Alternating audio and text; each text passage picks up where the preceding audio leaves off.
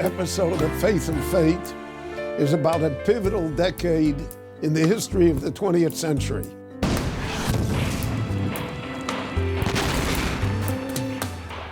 After the devastation of the 1914-1918 World War I, which killed 17 million people, the terror of the great influenza epidemic that claimed a further 50 million lives, and the impact of economies and empires crumbling, it was a decade that people were determined to forget the horrors of the past and to live life to the full. A decade that ushered in an era of hope, of aspirations, and of optimism.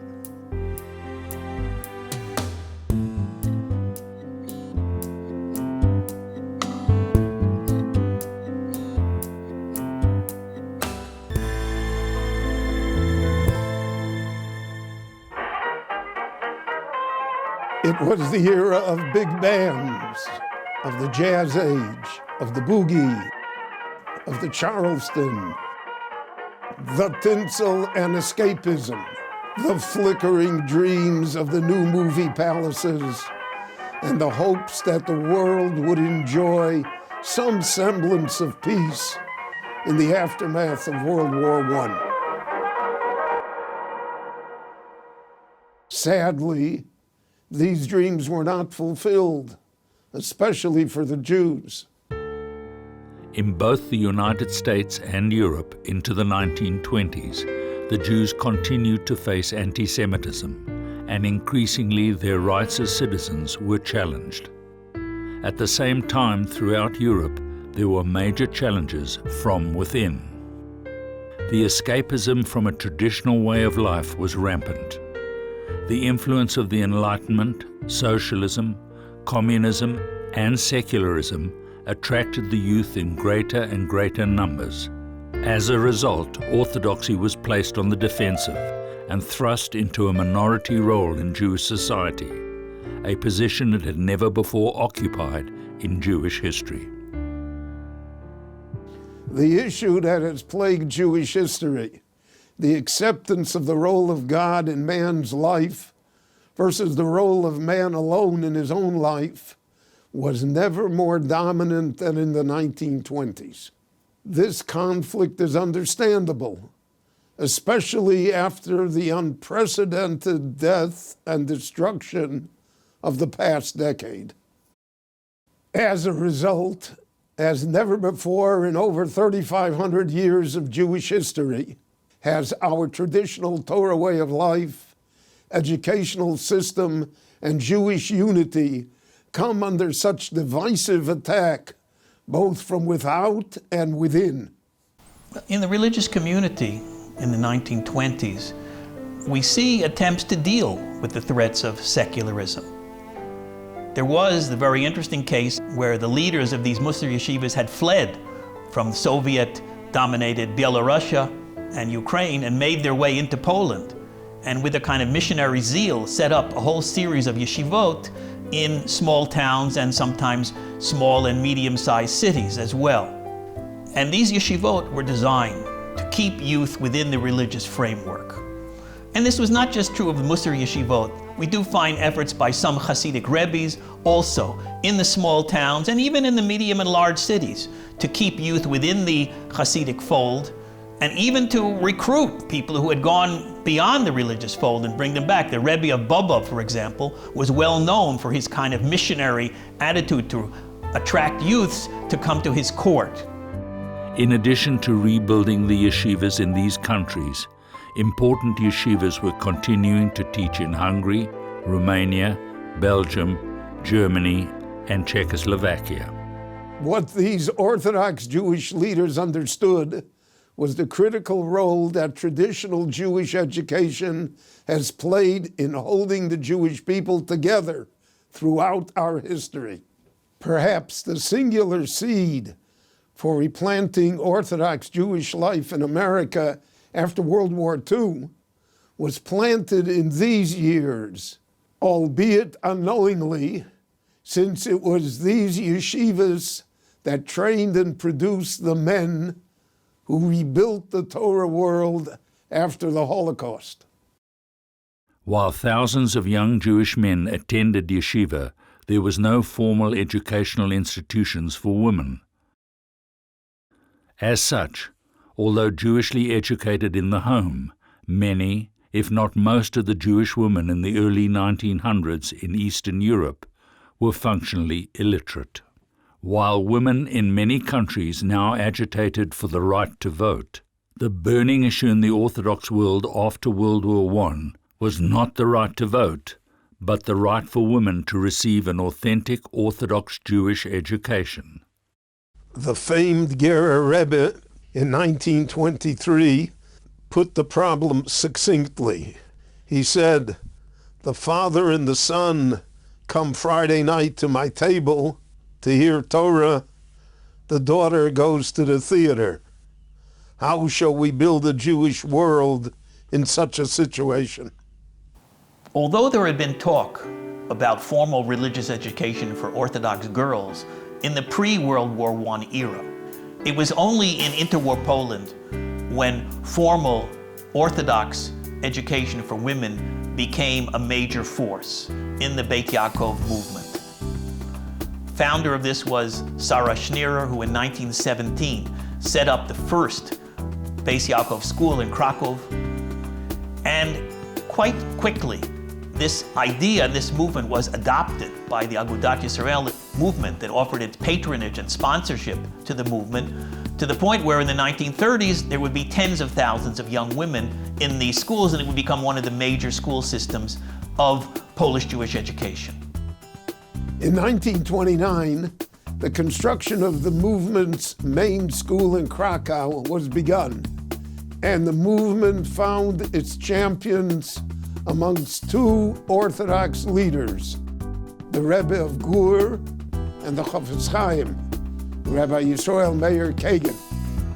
Single-handedly, Sarah Schneerer, a seamstress by trade, had changed the face of Orthodox Jewry and pioneered an educational approach that would guarantee its survival in the years to come.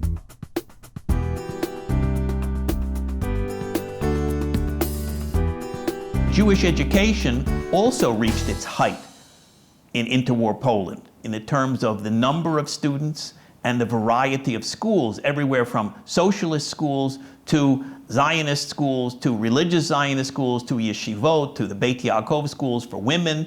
The numbers were the largest in the history of Polish Jewry. However, we should also note at the same time that about 75% of young Jews were educated in Polish public schools. The younger generation of Jews was being raised on an educational diet of widely diverging values. Smaller school systems that functioned in Poland and Lithuania included secular, anti-religious Yiddish schools, often affiliated with the Bund, and remained strongly anti-Zionist. The wide variety of viewpoints embodied in the school system mirrored the larger fractionalization and dissension that was taking place in the Polish and Lithuanian Jewish communities.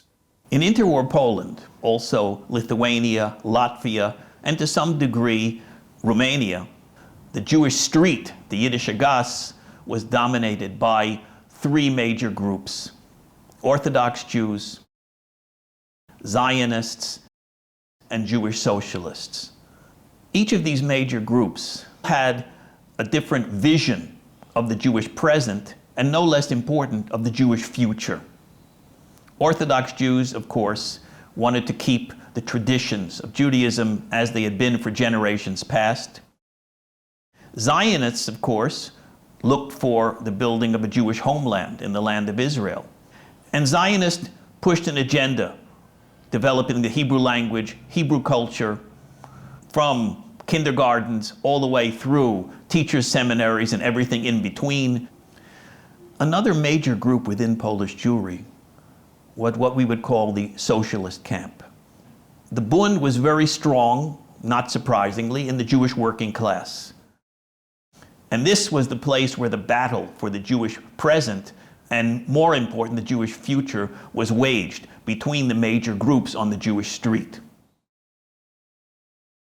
As always in Jewish history, when traditional Torah values are challenged, it's always the observant religious Jews who remain consistent and continue to have faith in the Torah and the rabbis that represent it.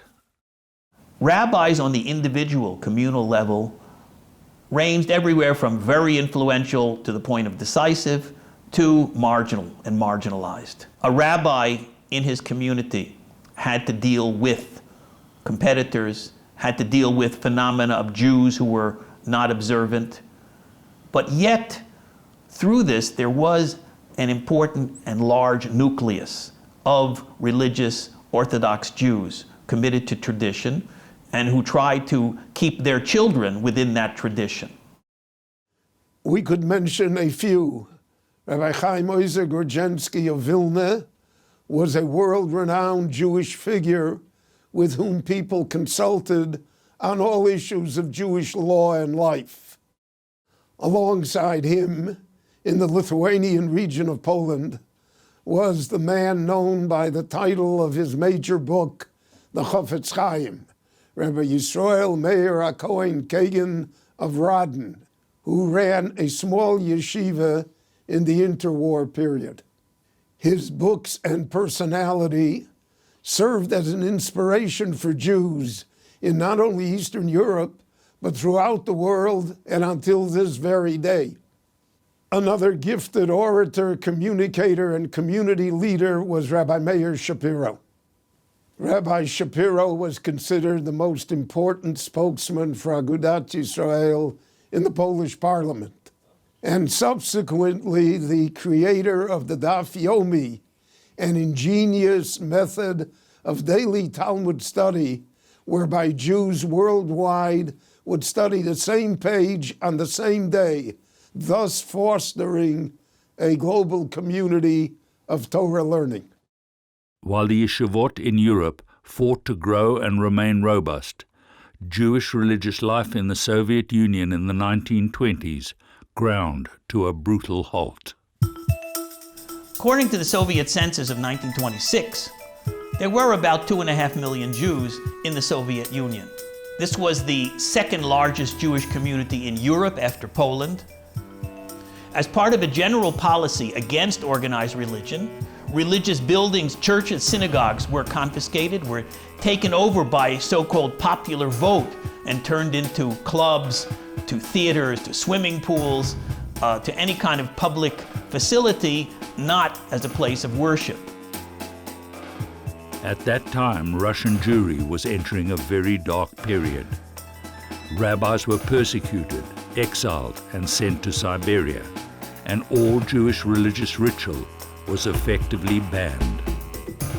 Clandestinely defying the ban, Rabbi Yosef Yitzchok Schneerson, the sixth Lubavitcher Rebbe and leader of the Hasidic Chabad movement, continued training teachers and establishing underground cheders and yeshivot.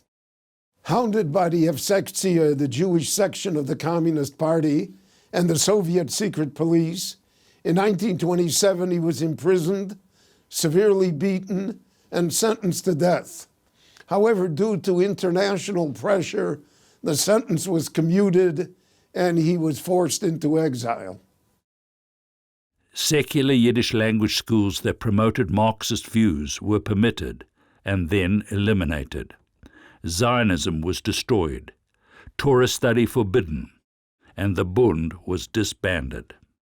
Despite that, however, we find both in the shtetls that still existed in the Soviet Union and in the large cities some attempts to carry on religious life, in a sense even in an underground existence of Jewish life. Most well known today is the efforts by Chabad to keep things going as far as religious life were concerned. But it was not only Chabad, but rabbis of the Misnagdim, the so-called non-Hasidic Orthodoxy, who tried to keep going religious institutions. And in some of the shtetls, as late as the 1930s, we find rabbis carrying on their traditional duty as the local rabbi and posek deciding issues of Jewish law. To take a well-known example, Rabbi Moshe Feinstein, who became famous as the leading posek in the United States, left the Soviet Union only in 1938. One of the more interesting and even more paradoxical aspects of Soviet Jewish life was the fact that the Soviet Union in the 1920s and the 1930s was the only country in the world that outlawed anti-Semitism officially. Soviet leaders, Lenin and then Stalin, regarded Jews as yet another nationality group. And in the first half of the 1920s, the government gave the Jews a significant amount of support for their institutions, such as Yiddish theater, Yiddish schools, Yiddish institutes of research, historic and economic research, and other kinds of institutions related to Jews as a nationality group. During the Tsarist period, the Jews had been forced to live in isolation in the Pale of Settlement. But after the revolution in 1917, they were free to live wherever they chose. We find overnight in the Soviet Union the phenomenon which we see in every country in Europe and even in North and South America, where Jews settle in major capital cities.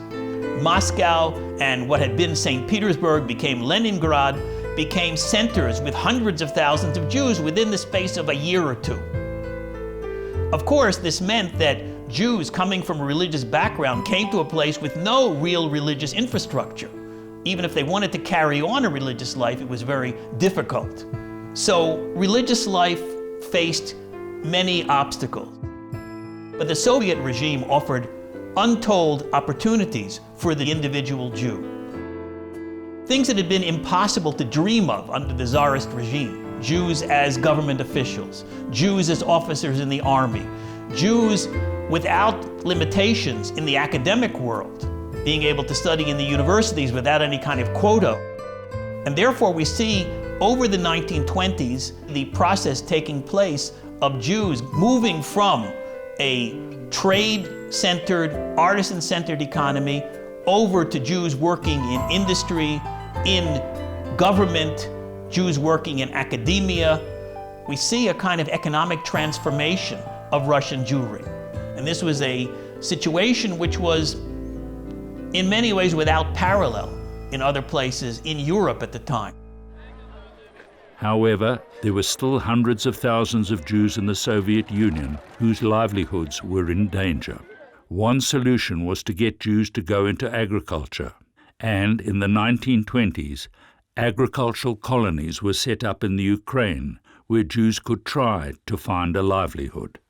Surprisingly, this was supported with the cooperation of the Soviet government by the Agro Joint, a branch of the American Joint Distribution Committee.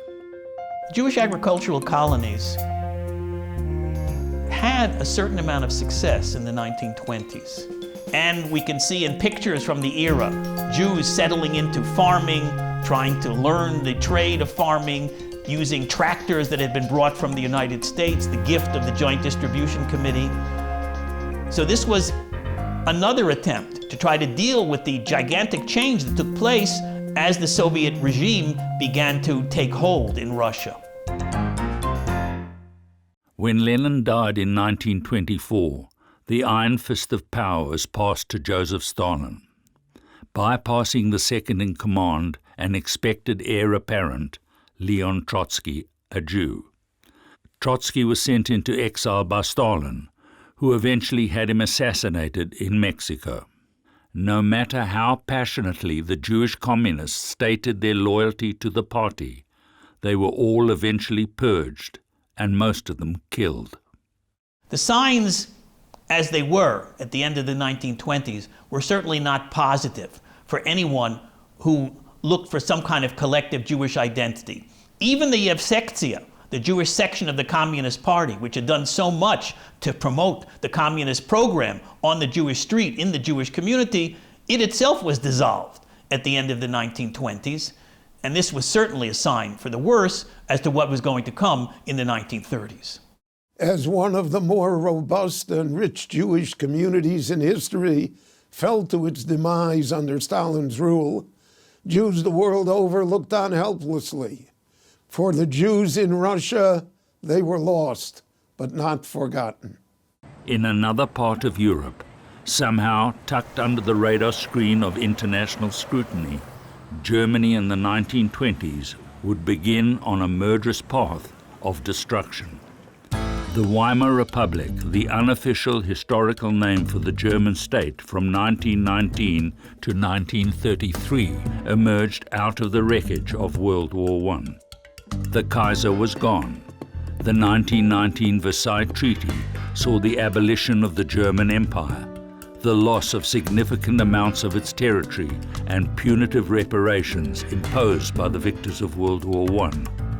Reparations that Germany could not afford to pay. In trying to meet the reparation demands, Germany printed worthless German marks, causing raging inflation and obliterating the value of all private German savings and pensions.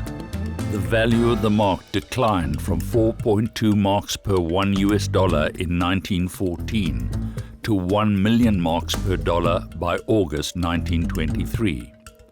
Facing unprecedented poverty and the humiliation of being defeated, post-World War I left the German people reeling. But it wasn't only in Germany that the aftermath of World War I, for different reasons, had social and political repercussions.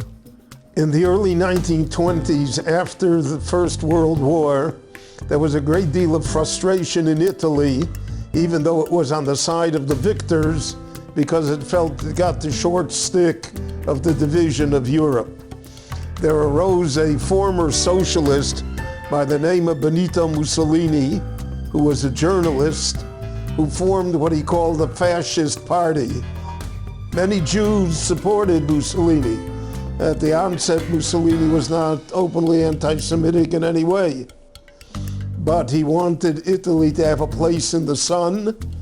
He was going to invade Africa in order to acquire colonies, and then he wanted pieces of the Balkans, especially Albania.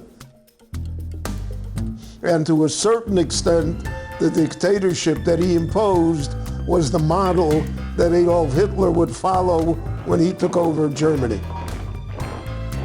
While Italy was rebuilding itself as a fascist expansionist colonial power under Mussolini, back in Germany, besides hyperinflation, the Weimar Republic faced numerous problems, including political extremism with left and right-wing paramilitary groups vying for power.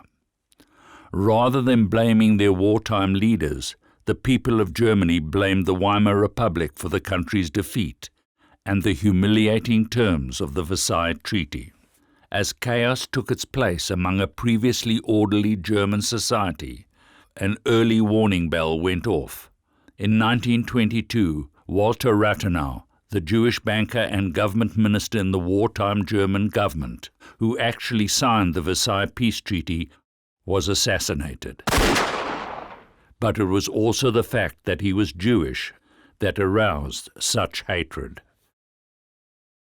In 1923, the Weimar Republic stabilized the German mark, which eased the raging inflation, and life in Germany began to improve. 1923 to 1929 was a period of relative stability, known as the Golden Twenties. Because of this, large numbers of Polish Jews began to emigrate to Germany. The German Jewish community did not welcome them with open arms.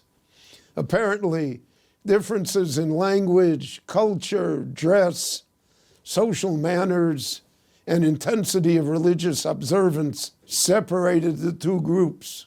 Ironically, many young German Jews were influenced by these Ostjuden, the immigrant Jews, many of whom were religious, and they left Germany to study at the great Lithuanian yeshivot. The Golden Twenties saw a remarkable cultural renaissance in Germany. it also brought unprecedented social and artistic freedom, making Berlin the most culturally avant-garde, exciting city in Europe. It was an era of great creativity. Film, theatre, literature, and the visual arts thrived. Design and a new type of architecture, known as the Bauhaus movement, reflected the new ideas and energy of the times. Stimulated by the proliferation and influence of cabarets, salons, and nightclubs, and the popularity of American jazz.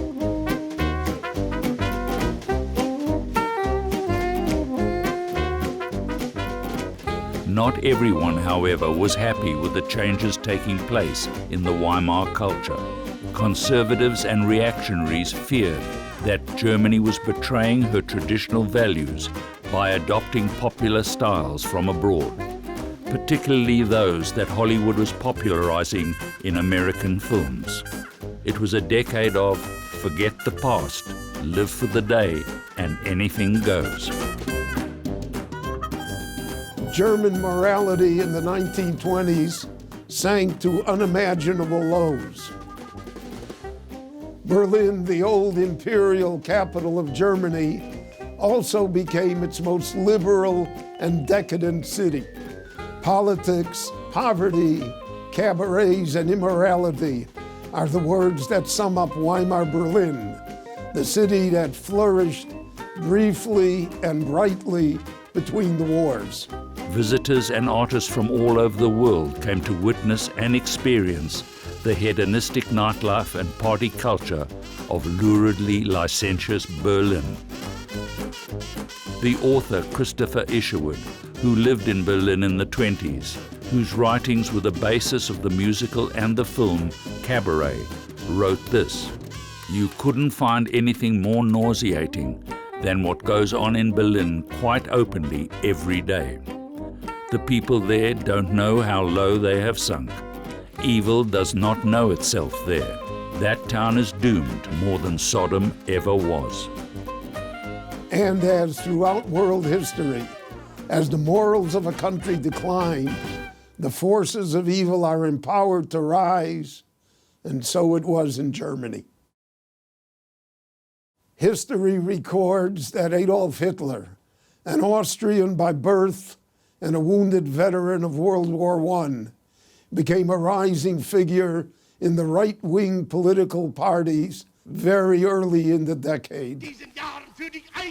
His rabid anti-Semitic harangues held the attention of large audiences as he described Bolshevism as a Jewish plot to rule the world.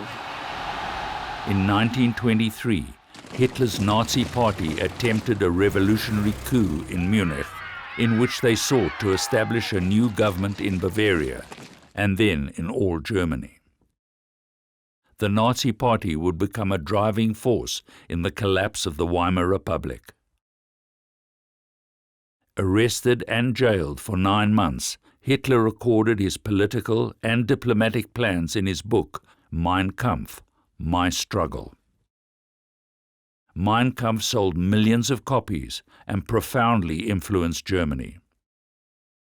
Hitler took no pains to hide his evil intentions and murderous agenda, which included the annihilation of the Jews, the glorification of the Aryan race, plus German expansionism and colonization, all at the expense of Eastern Europe. Throughout our history, we have been given warning signals. Some we have heeded, some we have not. Unfortunately, most Jews, especially in Germany, did not take Hitler's plan seriously. By the end of the decade, Hitler and his brown shirts, Hitler's own private army, had gained tremendous popularity throughout Germany. But still, he was viewed by world leaders as a clown and a nuisance, but never the terrible threat to world order that he would eventually become. For Berlin and the Golden Twenties in Germany, the party was soon to be over. Even in America, a seemingly world apart, Jews in the 1920s also faced bigotry and anti-Semitism. However, for most Americans, the decade ushered in a period of unprecedented optimism, growth, and change.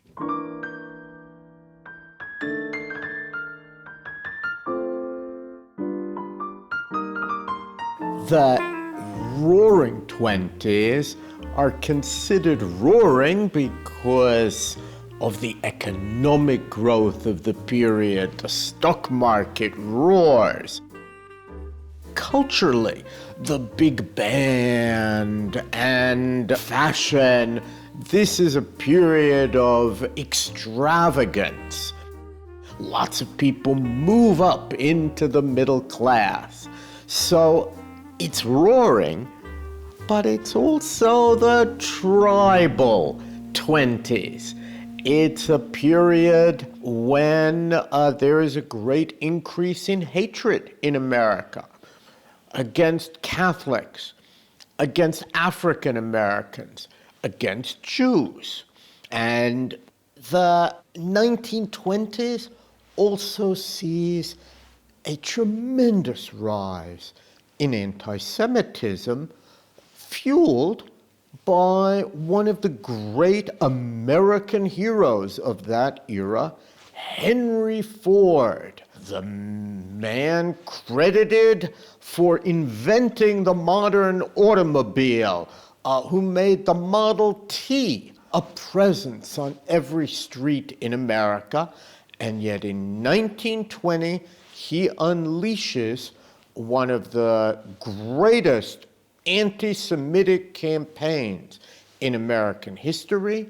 His newspaper, the Dearborn Independent, begins to report on the terrible doings of Jews, how they are manipulating America and the world, and how Jews are actually responsible for all of modernity's ills. Throughout history, the Jews were always made the scapegoat for the ills of the world. It is always easier to blame the other guy. It is intriguing to note that Henry Ford and Adolf Hitler were espousing the same anti-Semitic lies at the same time on different sides of the Atlantic. In Middle America, fueled by the winds of hate and the liberal changes that were happening in the country, the right-wing conservative Ku Klux Klan took matters into its own hands. They wanted to bring America back to an earlier era that was white-dominated, Protestant-dominated, that was more rural than urban. They don't like these newcomers, the African Americans who are on the move, the Catholics who had immigrated, the Jews, and they don't like the new morality that comes in with these people. The Ku Klux Klan seeks to terrorize these newcomers and to reimpose an old order. America was divided in this period, and public opinion wanted to bring a halt to foreign immigration in order to safeguard the majority of Protestant white America. In 1924, the worst fears of the American Jewish community are realized when Congress passes an immigration quota bill, which is aimed at reducing immigration from the very countries in which most Jews lived, in Eastern Europe.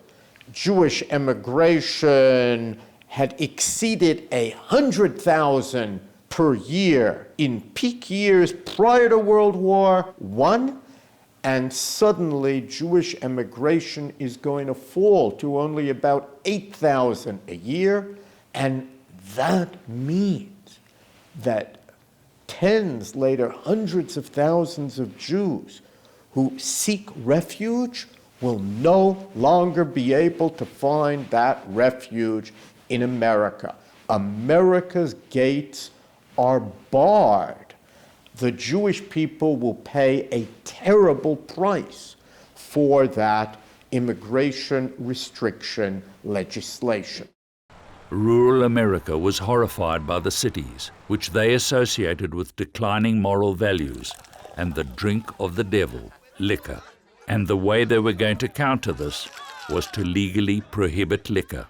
The hope was that if you prohibited liquor, you would end all of the culture that they associated with liquor, whether it was the music or the short skirts or the freedoms that were associated with film. They also wanted to strictly censor Hollywood. They wanted to curtail this lifestyle, which seemed to them so antithetical to their Protestant way of life, which once had guided righteous Americans. In 1920, Prohibition was passed into law. It was a nationwide constitutional ban on the production, importation, transportation, and the sale of alcoholic beverages, a ban that remained in place until 1933. With the coming of Prohibition, people's desire for alcohol did not magically end. And Prohibition indeed fueled a whole industry of illicit liquor, heavily Catholic and Jewish, which created speakeasies and imported liquor over the border from Canada. The fact that Jews needed wine for home rituals as part of the Jewish faith, Catholics needed wine in churches, only made it easier to circumvent those rules. Lots of people become rabbis. Rabbi Maguire will give out wine. Rabbi Houlihan. Jews and Catholics resisted Prohibition because it was antithetical to their way of life and to their own beliefs about the place of alcohol in society. Prohibition was enormously lucrative for gangsters. Al Capone supposedly made $100 million a year, a veritable fortune in the 1920s. The unscrupulous elements of the Jewish world were not immune to the temptations. The 1920s was the era when Jewish organized crime in America really got going. Dutch Schultz or Meyer Lansky in New York, Max Boo-Boo Hoff in Philadelphia, Solly Weissman all the way out in Kansas, Mo Delitzin in Cleveland, and the notorious Purple Gang in Detroit. Some of them, including Bugsy Siegel and Meyer Lansky, would eventually build Las Vegas into the vice and dice capital of America.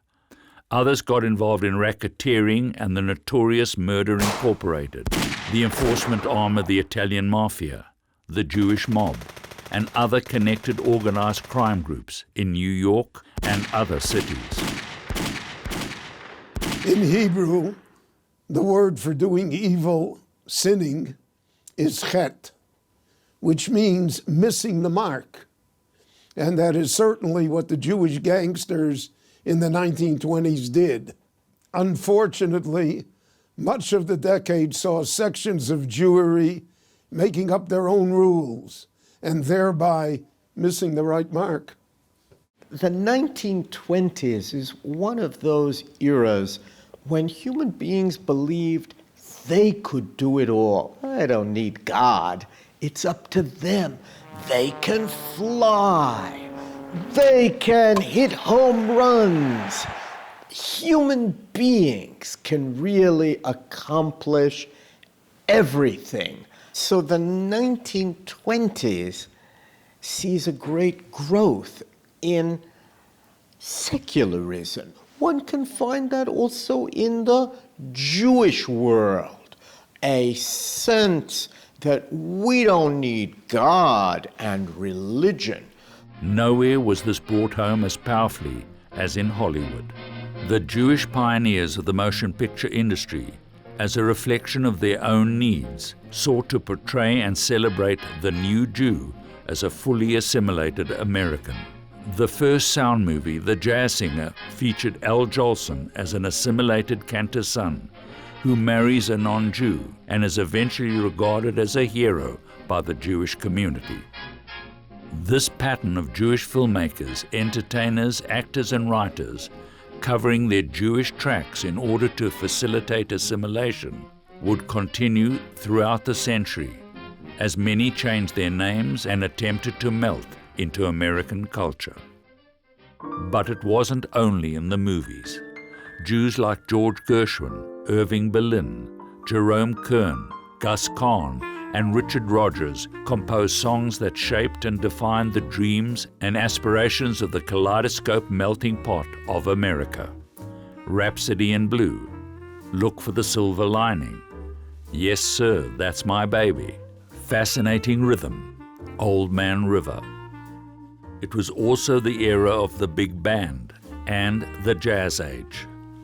Jewish band leaders like Paul Whiteman and Benny Goodman, who was known as the King of Swing, energized the music of the era and had all of America dancing on its toes.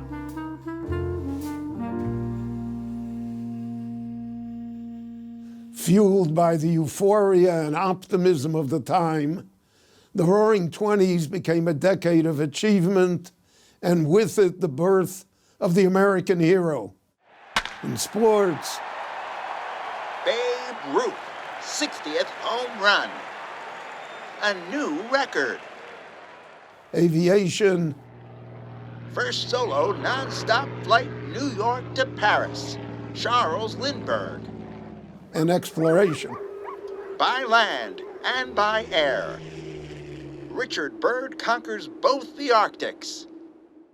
The 1920s also saw tremendous progress in technology. Electricity spread to all corners, electrifying the country.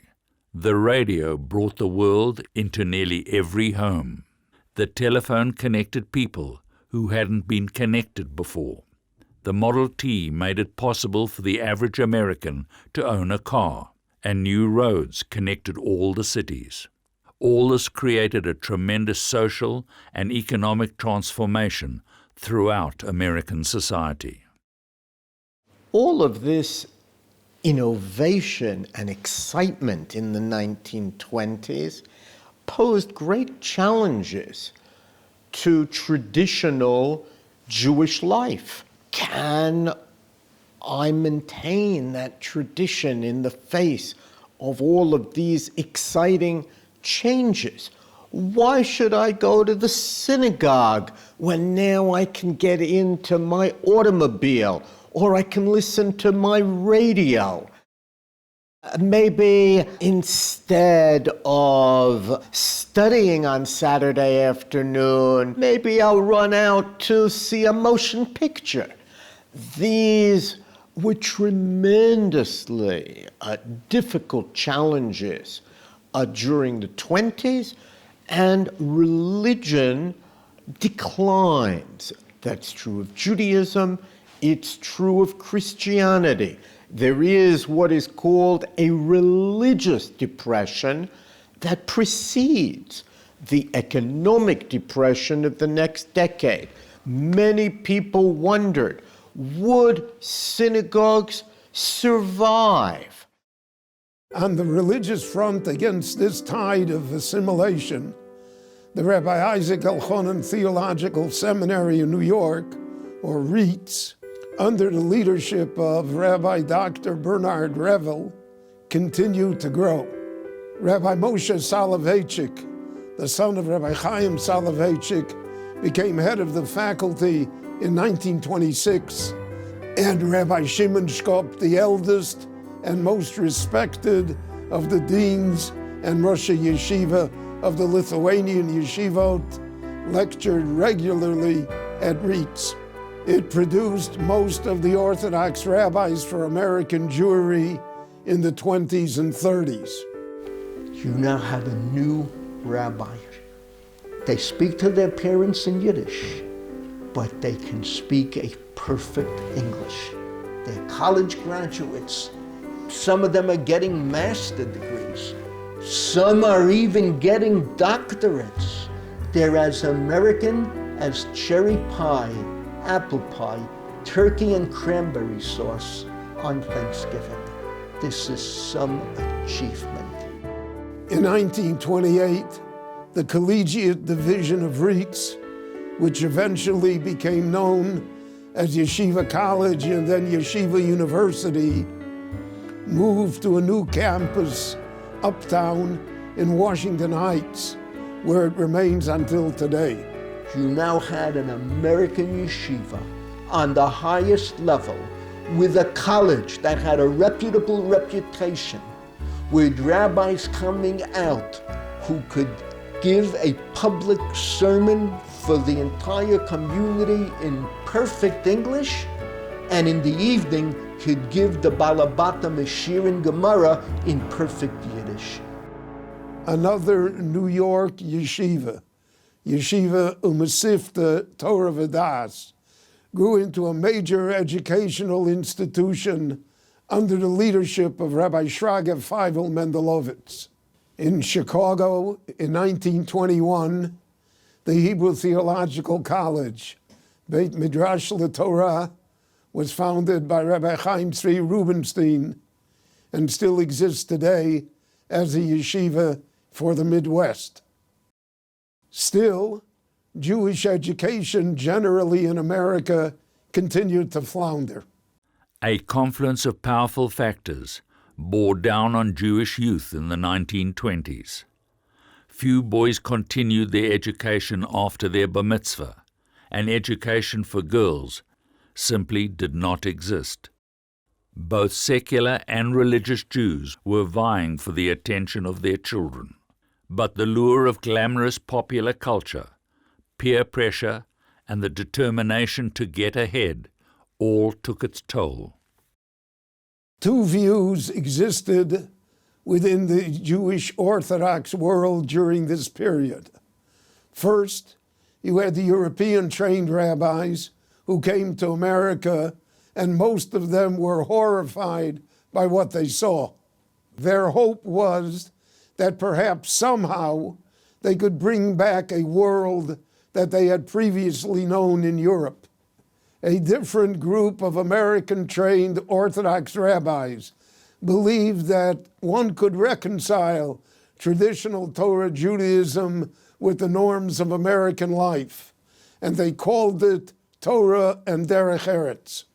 You could be both, and the hope was that you would remain Orthodox and observant even as you became part of the American mainstream. By the 1920s, every Jewish kid is in college. Those who can't afford it go to the City College of New York, which then was a bastion of achievement. Some of the most world-famous professors taught in CCNY. Those who had more money, Yiddish cup, good heads, they went to Columbia. In the professions, Jews often created parallels to places that wouldn't let them in. When the non-Jewish law firms didn't let Jews in, Jews created Jewish law firms, and in time, many of those Jewish law firms thrived. In addition, Jews particularly moved into professions like medicine and accounting, where it was possible to put out your own shingle. You were an independent practitioner, and you could succeed based on your own hard work and skill. conservative movement was attracting many. JTS, Jewish Theological Seminary, was alive and kicking. These were the golden years of JTS. Many graduates of Talmudical Academy and afterwards Yeshiva College in the 30s into the 40s into the 50s, it ended by the early 60s, went on to study for the rabbinate at JTS. JTS had teachers who were Shema Torah mitzvah, 100%. How did JTS get its support? Wealthy balabatim, wealthy lay people.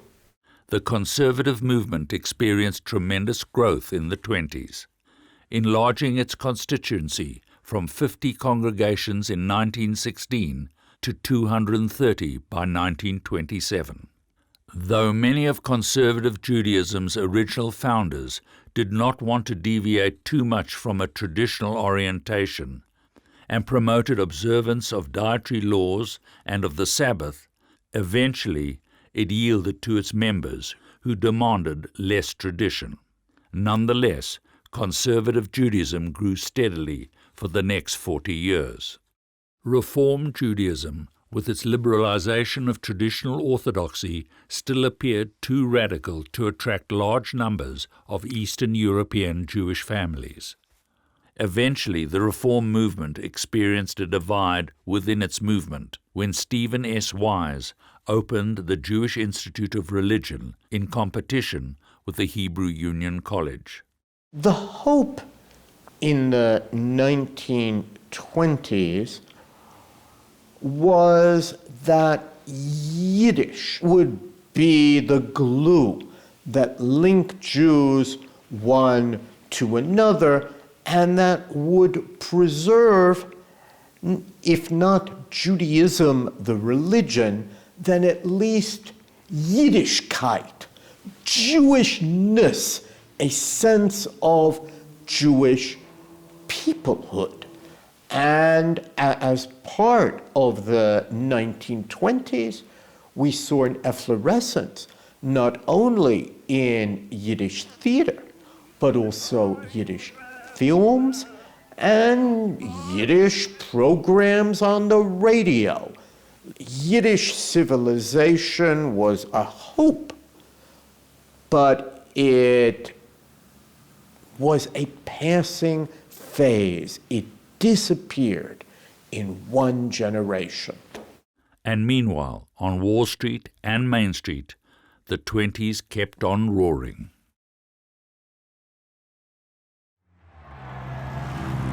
In the 1920s, one man, Edward Bernays, a descendant of the famed rabbi of the 19th century, Chacham Isaac Bernays, the mentor and teacher of Rabbi Raphael Samson Hirsch, advocate of traditional orthodoxy and its relevance to the modern world, created a new force that set the trajectory of the 1920s and the decades that followed it.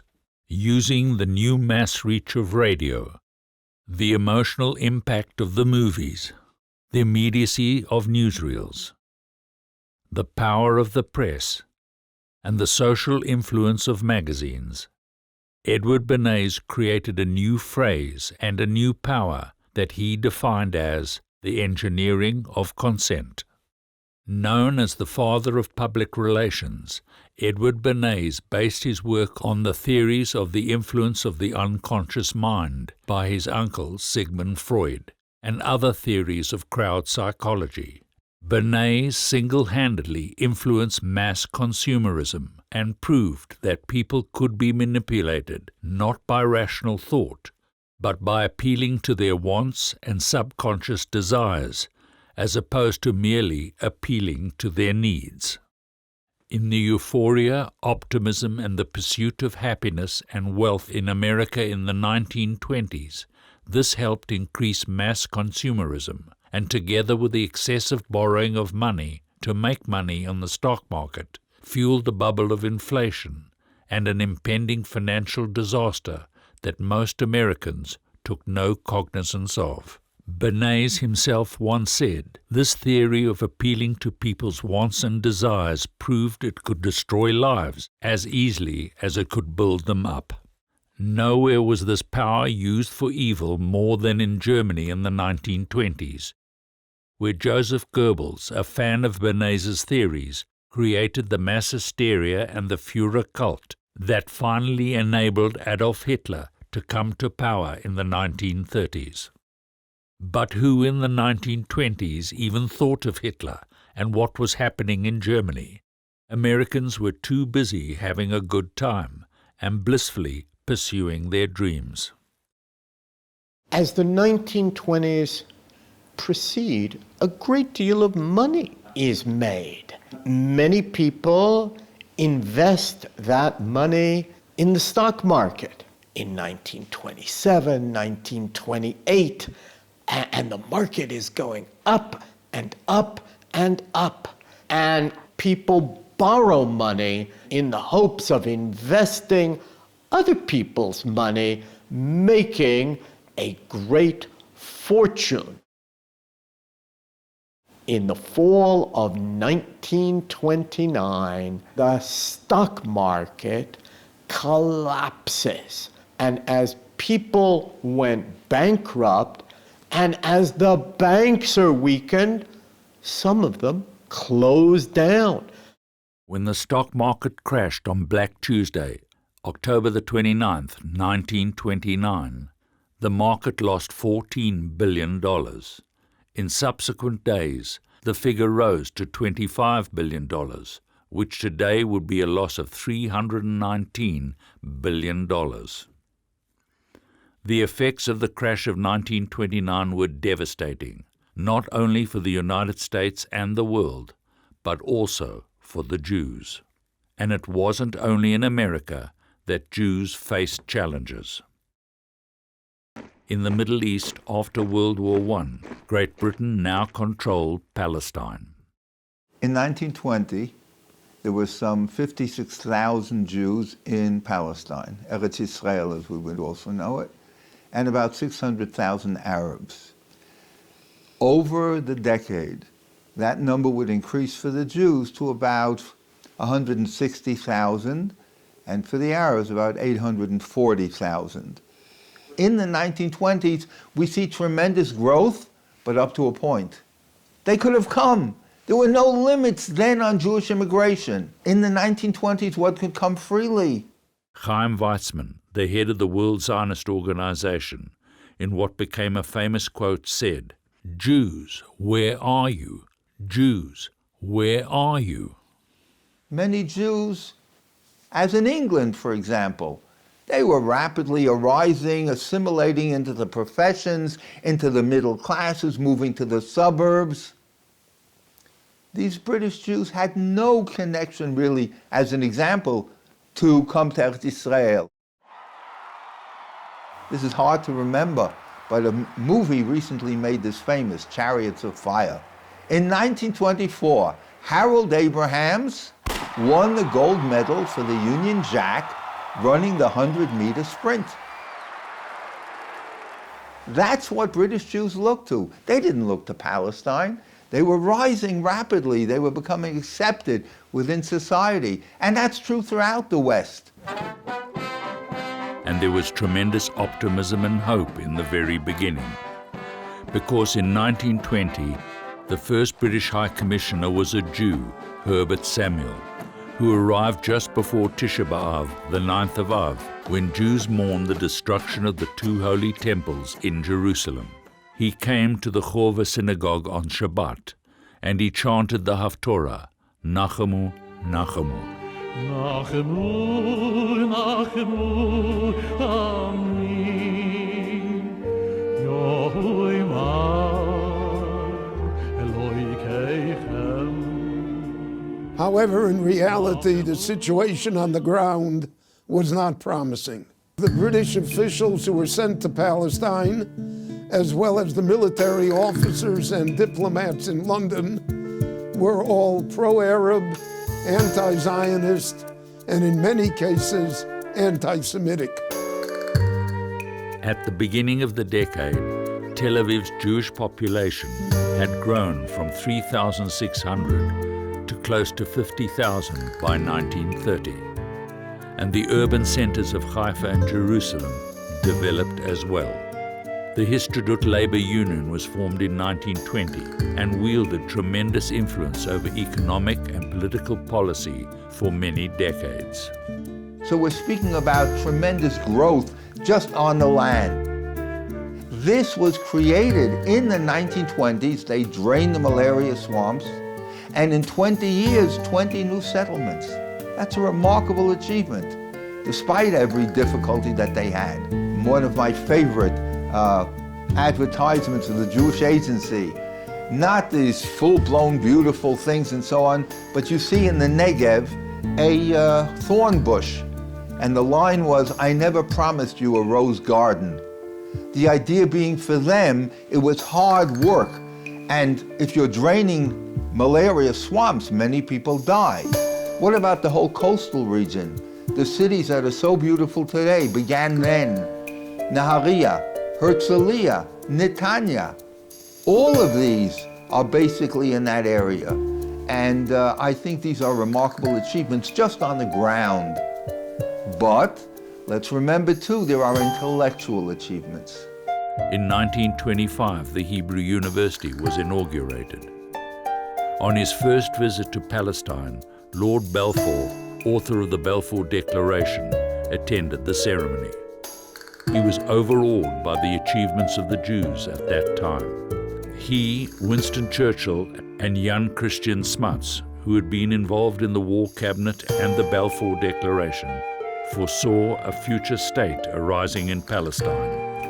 Churchill, in 1920, already wrote publicly, "I foresee a Jewish state on the banks to the Jordan River of 3 to 4 million Jews." Now that's very much ahead of his time. This achievement of the Hebrew University is matched, I think, by the creation of the Technion, the great engineering school in Haifa, the creation in Tel Aviv of Habima, the major Jewish theater. Newspapers created for every imaginable political party all over the place. These are major achievements. But on the political front, there were major differences of opinion. Vladimir Zev Jabotinsky, the organizer of the Jewish Legion in World War I, created the revisionist Zionist movement and an openly militant youth movement, Beitar. In 1925, Jabotinsky will create the revisionist Zionist movement. Namely, we want to revise, go back to the Torah, so to speak, the teachings of Herzl. The only way we can meet them and have, in the Herzl fashion, is a state for Jews that can offer a wide haven, a broad haven, where millions can come in, which is why he insists on a Jewish state and a Jewish army. No one spoke of Jewish statehood then. Ben-Gurion didn't.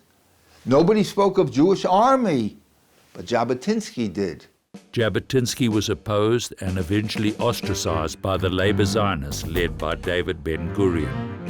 Jabotinsky maintained that the Arabs would never reconcile with a Jewish state. He also suspected that the British would not follow through on the Balfour Declaration. Facing these two realities, he advocated the use of force. The labor Zionists advocated a conciliatory approach and negotiating with the British to achieve their political goals.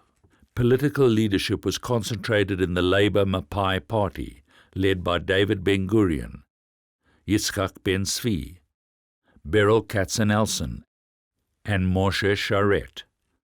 With the exception of Ben-Zvi, they were secular and leftist-orientated, and they focused on building a Jewish infrastructure in the land of Israel without forcing Marxist doctrines. By the decade's end, there were 162,000 Jews in Palestine, comprising 17% of the population, and an expanded Jewish agency was founded in 1929. hospitals, schools, and social welfare agencies were created, and an internal Jewish government of sorts was formed, which operated autonomously from the British. Secular Jews, though in the majority, were not the only Jews making their way to Palestine. Several leading Eastern European sages immigrated at that time, including Rabbi Yisser Zalman Meltzer, Rabbi Nosson Tzvi Finkel, the leading Musar sage of the time, and Rabbi Moshe Mordechai Epstein, the Rosh Yeshiva of the famed Slabotka Yeshiva, together with 100 of their students, moved to Jerusalem. The yeshiva moved to Hebron and signaled the beginning of the Lithuanian yeshiva movement in the land of Israel. Though Palestine was now comprised of two separate groups, religious and secular, the gap between them still seemed manageable, for they shared the idea of a Jewish homeland being built in the Holy Land. Sadly, it would be their children, grandchildren, and great-grandchildren who would no longer easily be able to traverse the ever-widening gap between them.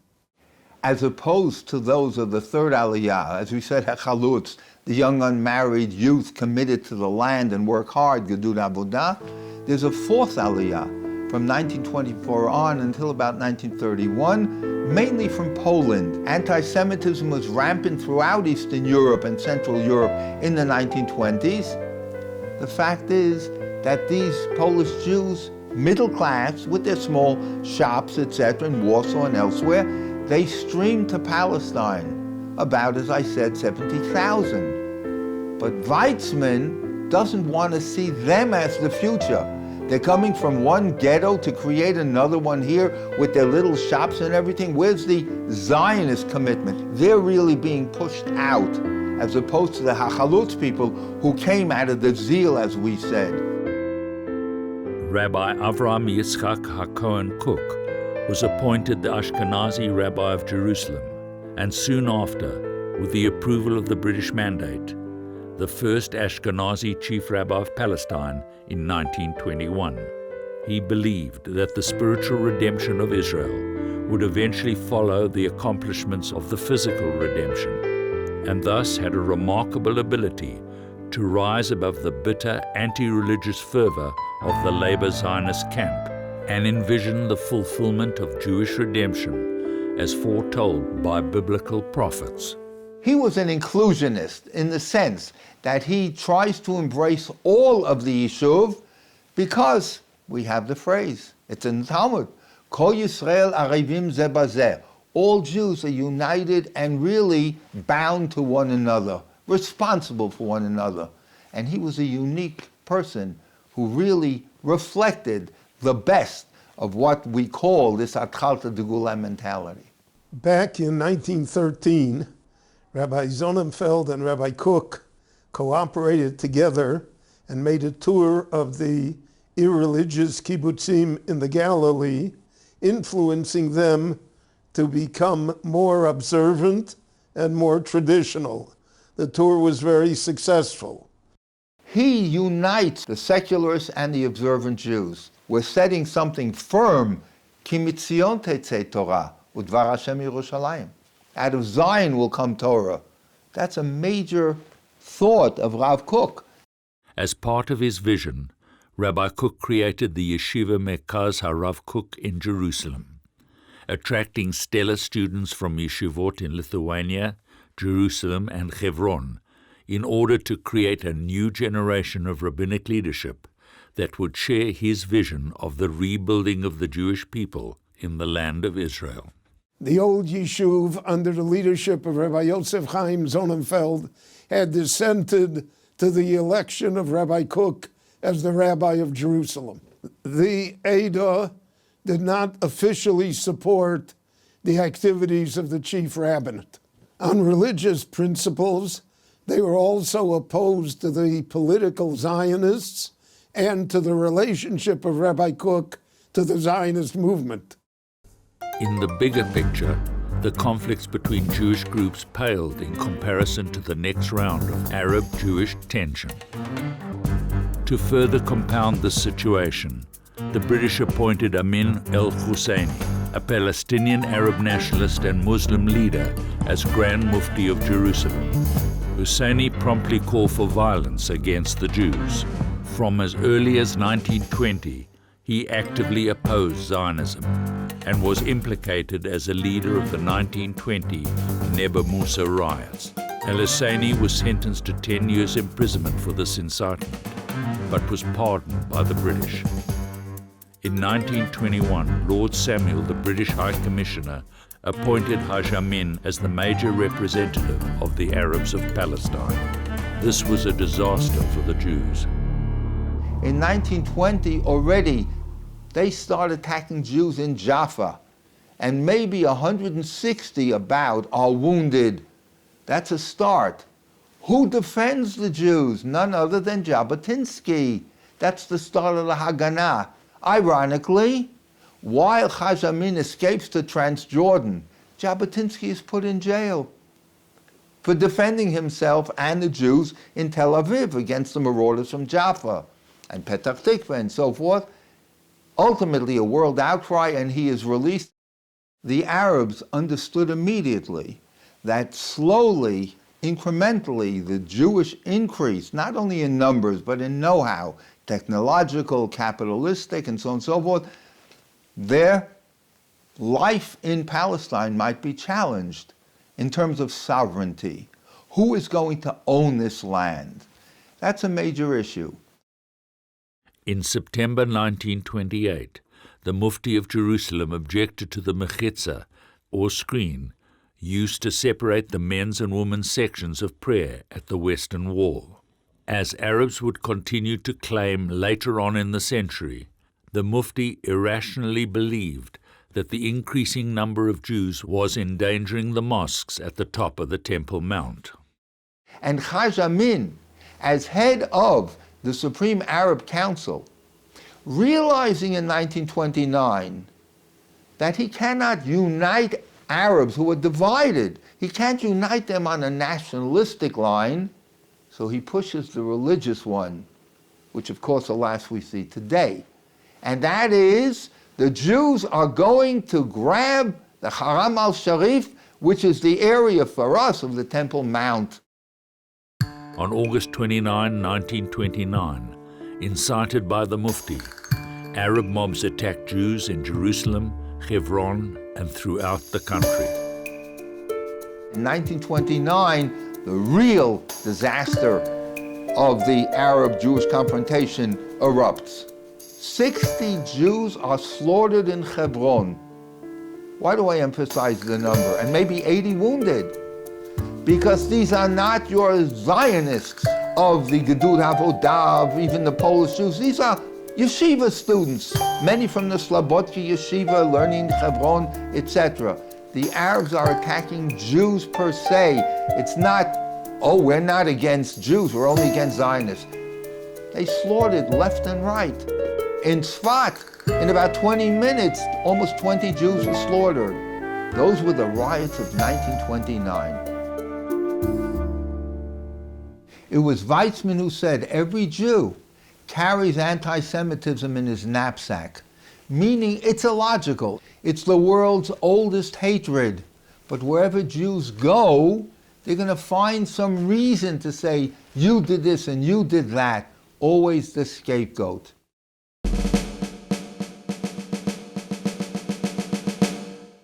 At the end of the day, the British, who had been unable to restore order for 4 days, resorted to military force, killing 87 Arabs and wounding 91. In the conflict, 133 Jews died and 399 were wounded. That stirs the Yishuv leadership to understand, in Eretz Yisrael, the way to stand up is to have your own sovereign state, with an army, with a kibbutz galuyot that the prophet spoke about, incoming of the exiles once again. You can't do that without a state. And that Ben Gurion and the others understood. When the British High Commissioner Sir John Chancellor condemned the Arab atrocities, the Mufti protested, and the Chancellor withdrew his condemnation and instead promised an inquiry. Even after a new commission reported in 1930 that the Arabs were indeed responsible for the 1929 riots, the British insisted that the solution to the problem was to prevent any more large-scale Jewish immigration. The final straw came in October of 1930, when the Secretary of State for the Colonies, Lord Parsfield, issued a formal declaration that negated the Balfour Declaration.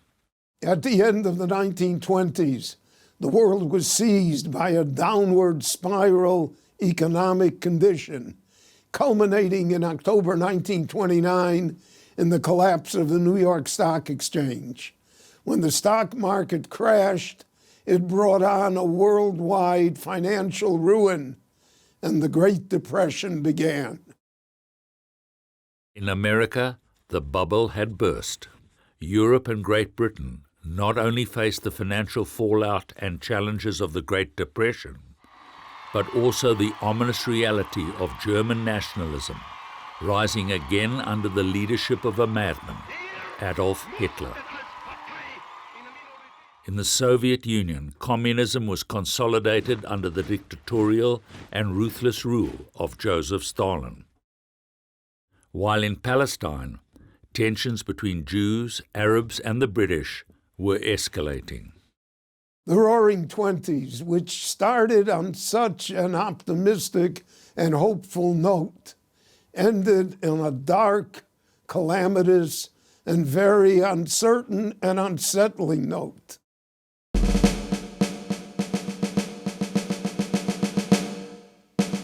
With all the progress and advances of the 1920s, it was also a decade of distortions and illusions. However, no one at that time could have foreseen the utter darkness that would soon envelop the Western world and bring the Jewish world in Europe to an unimaginable precipice.